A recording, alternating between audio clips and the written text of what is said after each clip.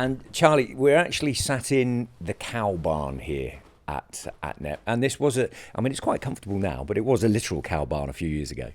It was partially collapsed, and we then redid it as a centre for the safaris.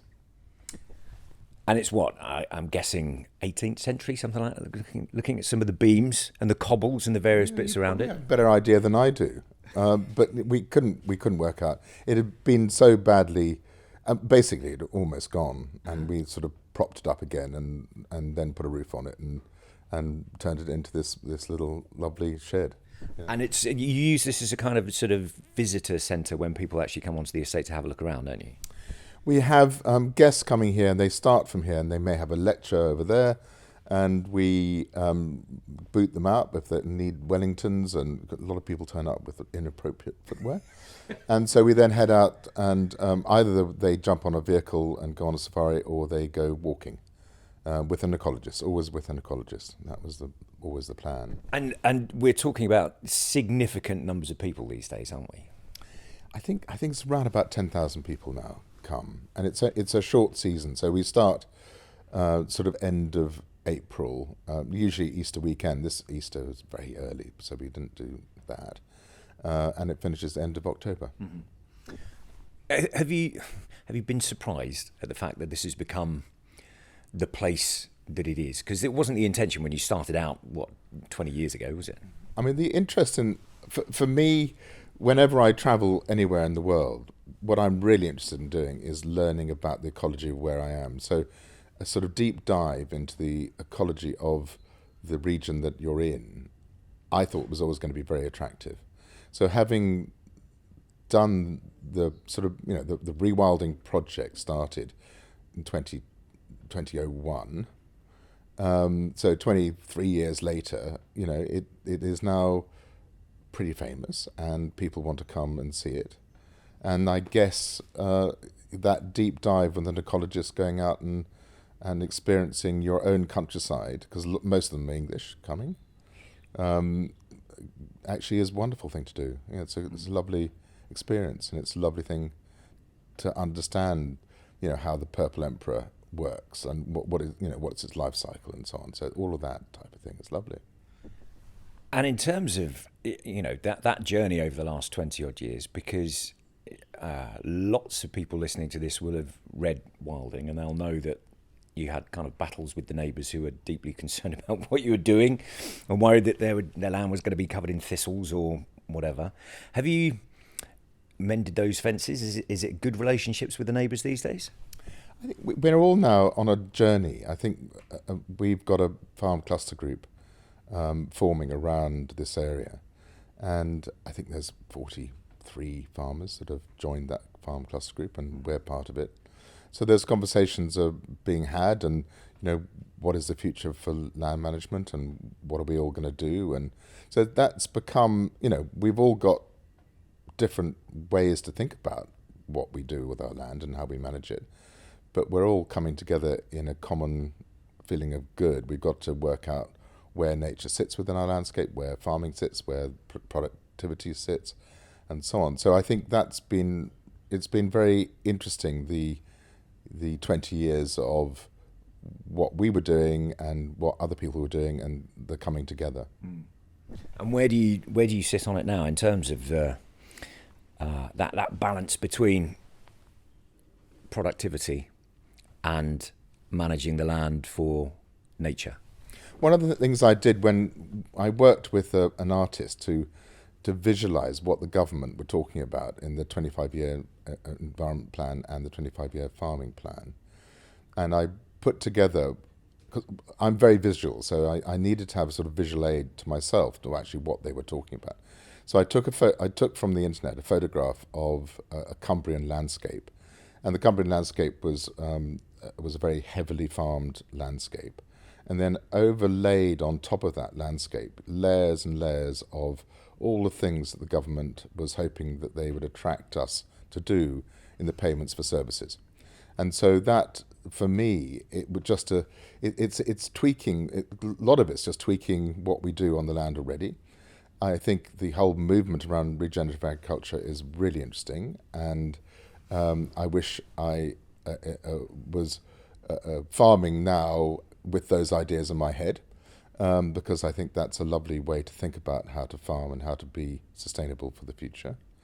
So I think for me, it's just, where do we make space for nature? Where do we create the core areas we know that we have to create? And when I'm talking about core areas, I'm talking about 2,000 to 5,000 hectare core areas within all our ecoregions around the land, all around our landscapes, not just uplands or coastal. We are needing to create these pockets of nature that will then give us resilience into the future.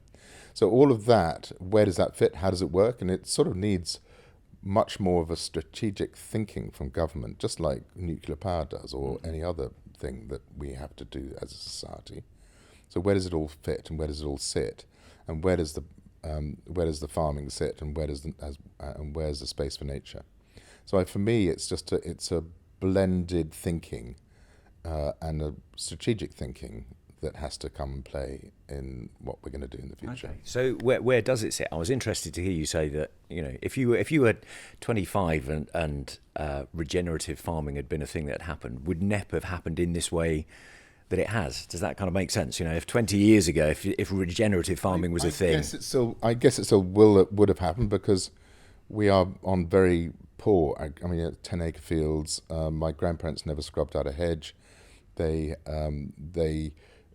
didn't want to see their landscape change at all, really, and so it was never modernised. So there was lots of drainage going on, sort of 1860s, and then the 1960s, and then pretty well nothing else happened. And so it would have taken a lot of capital to get it into a really productive farming system, I'm guessing.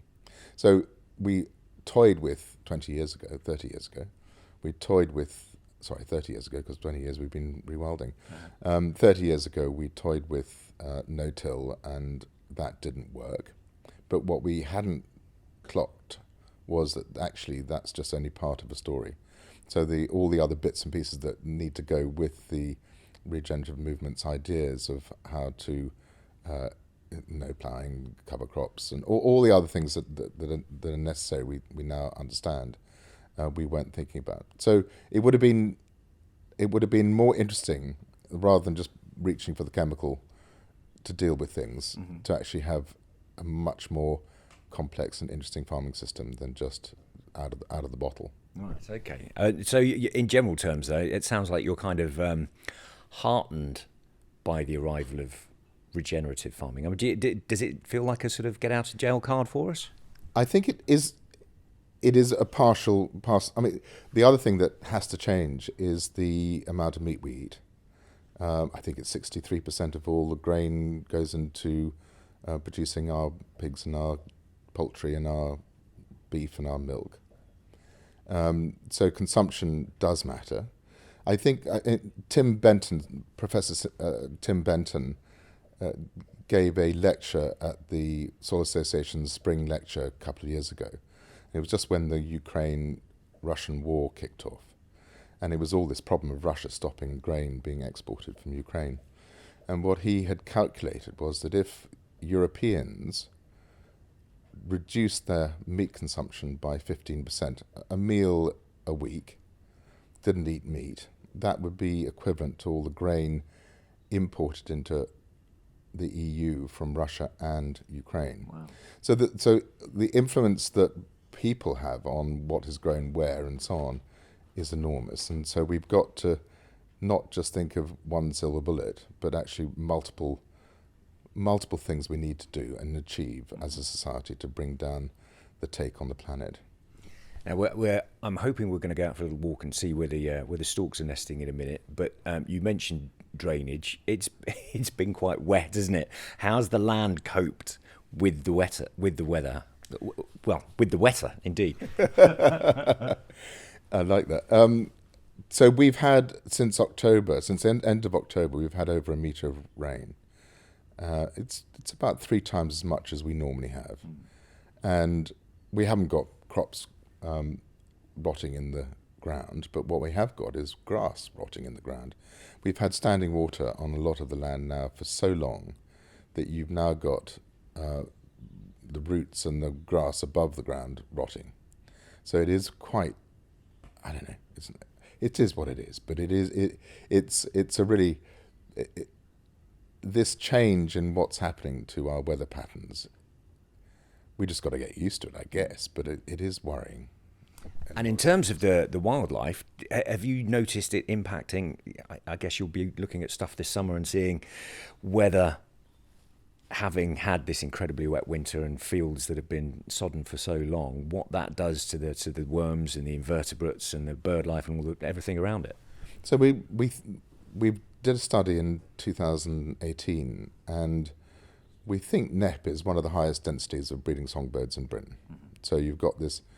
By the time all the British birds have started to create territories and nested, you're thinking there's no more room. And then the African birds start to arrive. So all that migration from Africa, then all those little birds then started arriving. And of course, all these birds are eating insects. And so they're coming here not only for the habitat to nest, the scrubland, but they're also coming here to eat. So you've then got all these birds coming in, they're nesting in the scrubland, and then you've got their chicks to feed. And so you've got insects to be caught and fed to the chicks. So if you've got a really wet winter, a lot of these insects live in the ground and they will just die. They can't cope with being sodden for 3, 4 months, 6 months.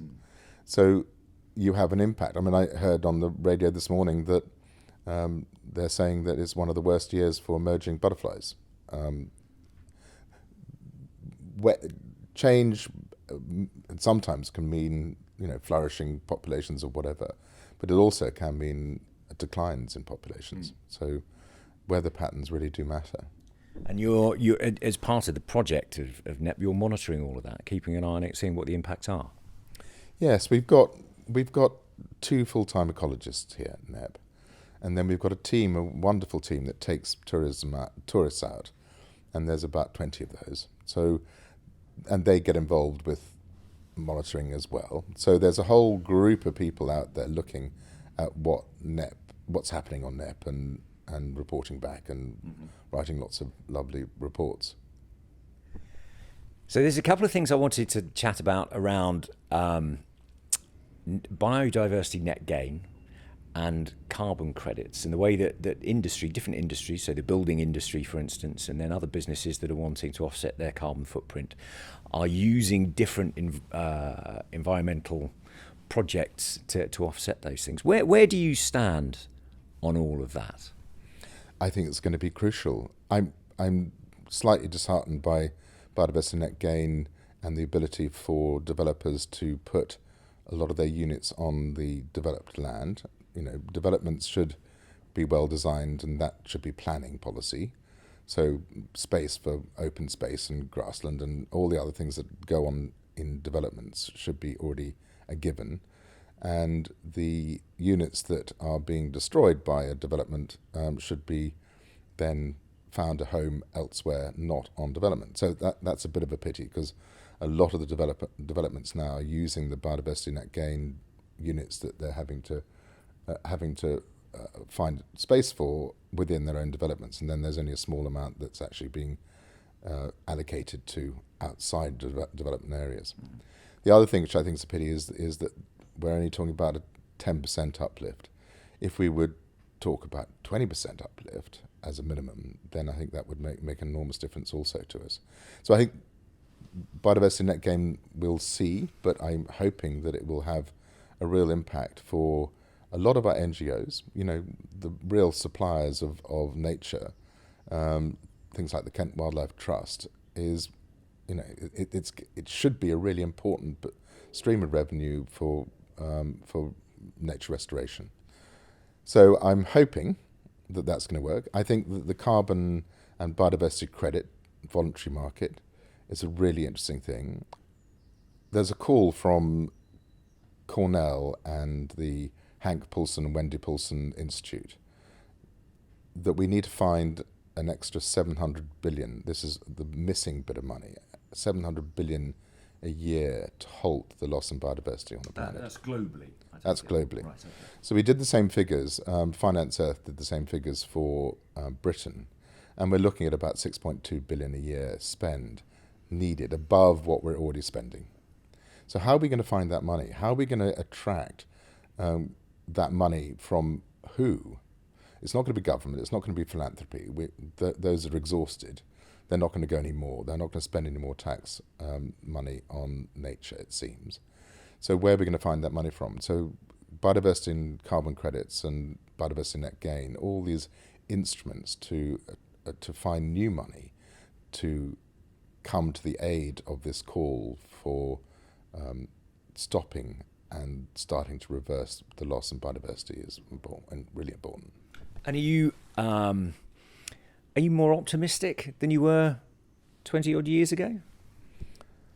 I was listening to a lecture, and I was in Brussels last week, and the closing speech was given by an academic from Slovenia, and he said, and he's a scientist, and he said, my scientific brain tells me that we're in real trouble, but my heart tells me we can come up with solutions. And I think I'm with him on this. I feel the evidence from science is telling us a very bleak picture. We're now looking at 2.4 degree change as inevitable. So we're looking at major change on the planet. How do we cope with it? Well, we have lots of wars and we squabble about everything, and we fight the land. The land is fought over between people talking about food security and people talking about collapsing biodiversity. It doesn't seem that the picture is very rosy,